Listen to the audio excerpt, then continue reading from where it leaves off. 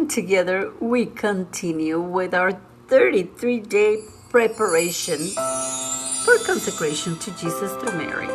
Imitation of Christ, Book 1, Chapter 25, continue. Take care, lest you be guilty of those things which you consider reprehensible, or if you have ever been guilty of them, try to correct yourself as soon as possible as you see others, so they see you.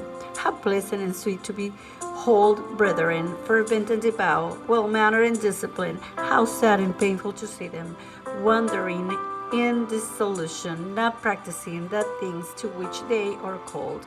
How hurtful it is to neglect the purpose of their own vocation and to attend to what is not their business. Remember the purpose you have undertaken and keep in mind the image of the crucified. Even though you may have walked for many years on the path to God, on the pathway to God, you may well be ashamed if with the image of Christ before you, you do not try to make yourself still more like him. The religious who concerns himself intently and devoutly with our Lord's most holy life and passion will find there an abundance of all things useful and necessary for him. He need not seek for anything better than Jesus. If the crucified should come to our hearts, how quickly and abundantly we would learn.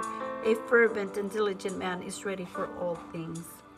It is greater work to resist vices and passions than to sweat in physical toil. He who does not overcome small faults shall fall little by little into greater ones. If you have spent the day profitably, you will always be happy at eventide.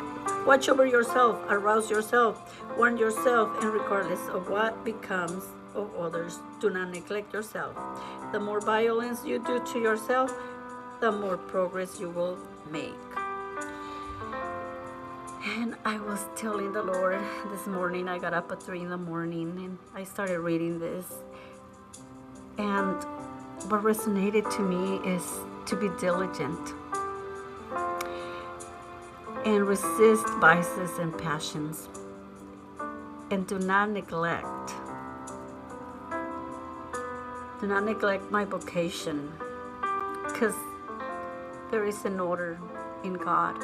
And I've learned that when I was barely starting to have my kids over 20 years ago.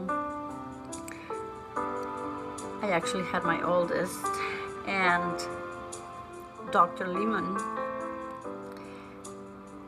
she wrote a couple of books on liberation, and she told me, she said,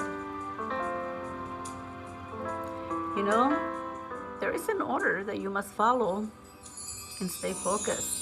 First is God. If your vocation is you are married, you have the sacrament of matrimony. First is God, then your husband, then your children, then your work. You're a teacher, then your work, then everything else.